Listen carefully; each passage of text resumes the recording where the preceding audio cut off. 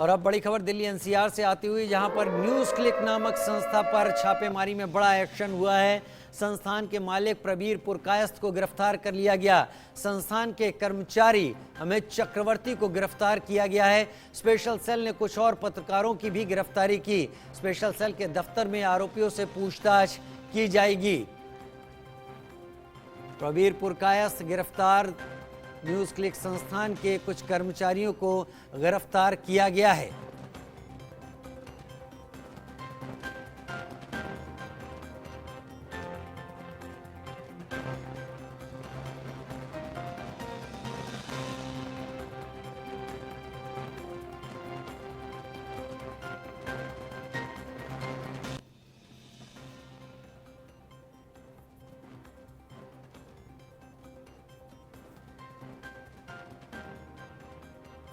उधर केंद्रीय मंत्री अनुराग ठाकुर ने कहा कि गलत काम करने वालों पर एजेंसियां एक्शन जरूर लेंगी।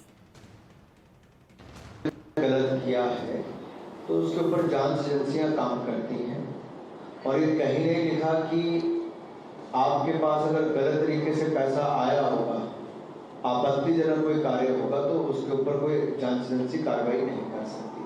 जांच एजेंसियां स्वतंत्र हैं, वो अपनी कार्रवाई नियमों को देखकर करती हैं। उधर न्यूज़ क्लिक पर छापेमारी के बाद नया विवाद शुरू हो गया। कांग्रेस नेता सलमान खुर्शीद इस छापेमारी को कैसे देख रहे हैं, इस बारे में उनसे बात की संवाददाता अक्षत गुप्ता ने। न्यूज़ क्लिक के ऑफिस पे रेड चल रही है। स्पेशल सेल ने अभी जो कुछ पत्रकार हैं जिनको क्वेश्चनिंग के लिए बुलाया था उनको छोड़ा है, तो उस पर आप क्या कहेंगे? नहीं, अगर छोड़ दिया है तो अच्छा किया है, लेकिन मीडिया पर इस तरह से खुलेआम इस तरह से रेड करना, अगर उनको कुछ मीडिया से पूछना है तो वो पूछ सकते हैं। मीडिया एक स्तंभ है हमारे व्यवस्था का, संवैधानिक व्यवस्था का। मीडिया एक स्तंभ है। अब मीडिया में अच्छे लोग भी हैं, बुरे लोग भी हैं। कोई गलती करता है तो उसको उसकी जवाबदेही होती है, लेकिन उनको एक ही ब्रश से पेंट करके हर एक पर ये प्रश्न उठाना और उनको जाकर इस तरह से अग्रेसिवली ट्रीट करना, मैं समझता हूँ गलत है। वो हमारे लोकतंत्र के लिए अच्छा नहीं है। उधर बीजेपी सांसद लहर सिंह सिरोया ने इस एक्शन को सही ठहराया है। उनकी माने तो चीन की फंडिंग पर देश विरोधी प्रोपेगेंडा चलाने की इजाज़त किसी को नहीं दी जा सकती। हमने देखा सुबह से 30 से ज़्यादा लोकेशंस पर रेड हुई हैं और अभी क्वेश्चनिंग के लिए भी काफ़ी घंटों तक क्वेश्चनिंग चली।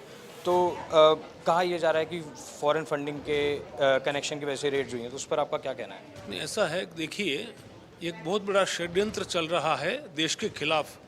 देश की इकोनॉमी और संस्कृति को बर्बाद करने के लिए कुछ ऐसी एजेंसियां हैं जो झूठा प्रचार फैला रही हैं और षड्यंत्र के तहत फैला रही हैं और उनको फंडिंग बाहर से हो रही हैं। ये बिल्कुल निश्चित रूप से देखा जा रहा है। तो सरकार को इसके बारे में और कड़े कदम उठाने चाहिए और ऐसे लोग जो इस तरह का दुष्प्रचार करने पर लगे हुए हैं और देश को बदनाम करने पर, बर्बाद करने पर तुले हुए हैं, उन लोगों के सामने उनके खिलाफ कड़ी कार्रवाई होनी ही चाहिए, ऐसा मेरा मानना है। और झूठ चाहे कोई फैलाए और झूठा प्रचार चाहे कोई भी करे, उनके खिलाफ कड़ी कार्रवाई होनी ही चाहिए। सर, पर काफ़ी लोगों का, लीडर्स का, ऑपोजिशन का भी यही कहना है कि मीडिया जो चौथा पिलर है डेमोक्रेसी का, उस पर ये एक तरीके से अटैक है, तो उस पर आप क्या कहेंगे? देखिए, किसी पर कोई अटैक नहीं है, मीडिया पर कोई अटैक नहीं है। मीडिया ने जितनी गालियाँ मोदी जी को दी है और जितनी गालियां मोदी जी को आज भी दी जा रही है वो सुन रहे हैं, तो फिर भी कभी किसी पर कोई सा एक्शन नहीं हुआ है।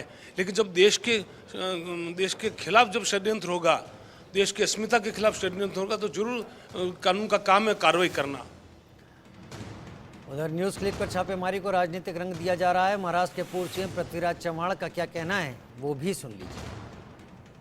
न्यूज़ क्लिक के ऑफिस पे जैसे हमने आज देखा स्पेशल सेल की रेड हुई हैं, उस पर आपका क्या कहना है? आप देखिए, ये तो जिस तरह से मीडिया को दबाया जा रहा है, चुनाव का मौसम है, 5 राज्यों के चुनाव अभी होने वाले और लोकसभा का चुनाव आगे है, तो जो भी न्यूज़ ऑर्गेनाइजेशन सरकार के पक्ष में नहीं लिखती या कोई सच्चाई को उजागर करने की कोशिश करती है, कोई तथ्य जनता के सामने रखती है जो मीडिया को करना चाहिए, उनको इस तरह की ट्रीटमेंट मिलती है। एनडीटीवी का हमने देखा क्या हुआ, इसके पहले कई सारी कोई इंटरव्यू करने कोई पत्रकार जाता है, जैसे हुआ तो उसको किस तरह से ट्रीटमेंट दिया जाता है। ये देखिए अघोषित आपातकालीन स्थिति है, अनडिक्लेयर्ड डेमोक्रेसी, ये इमरजेंसी लागू हो गई है और हर दिन चलते दिन ये प्रक्रिया और भी गंभीर होगी और इसीलिए हम चाहते हैं कि सारी नागरिक, जो देश के नागरिक है, सारी जनता है, वो एकजुट होकर हमारी जनतंत्र को बचाने की कोशिश करें। सर, पर केंद्रीय मंत्री अनुराग ठाकुर का ये कहना है कि अगर एजेंसीज ने कार्रवाई की है तो कुछ एविडेंस के बेस पर की होगी। देखिए, ईडी ने अब तक 2700 या पता नहीं 3000 रेड किए हैं। क्या एक के खिलाफ कोई सबूत आप पेश कर सके हैं या किसी को न्यायिक प्रक्रिया के बाद जेल भेज सके हैं? ये तो सिर्फ धमकाने के लिए कार्रवाई हो रही है। ईडी की कार्रवाई पॉलिटिकल अपोनेंट्स के खिलाफ होती है और ये कार्रवाई जो हो रही है वो मीडिया के कर्मियों के खिलाफ हो रही है। बहुत बहुत शुक्रिया सर हमसे बात करने के लिए। तो बिल्कुल आपने पृथ्वीराज चौहान जी को भी सुना किस तरीके से उन्होंने बताया कि मीडिया पर अटैक किया जा रहा है और इलेक्शन से पहले जो है ये जो है पूरा प्लान जो है खेला जा रहा है। नई दिल्ली में कैमरा पर्सन आकाश के साथ अक्षित Gupta, India news. Digital news website news click और उनके पत्रकारों के यहाँ दिल्ली पुलिस की स्पेशल सेल सुबह से ही छापेमारी कर रही है। ये वो ऑफिस है न्यूज क्लिक का जहाँ इस वक्त हम मौजूद हैं और आपको दिखाना चाहेंगे फर्स्ट फ्लोर पे न्यूज क्लिक का ऑफिस है जहाँ पर इन्वेस्टिगेशन जो है वो दिल्ली पुलिस की स्पेशल सेल की तरफ से की जा रही है।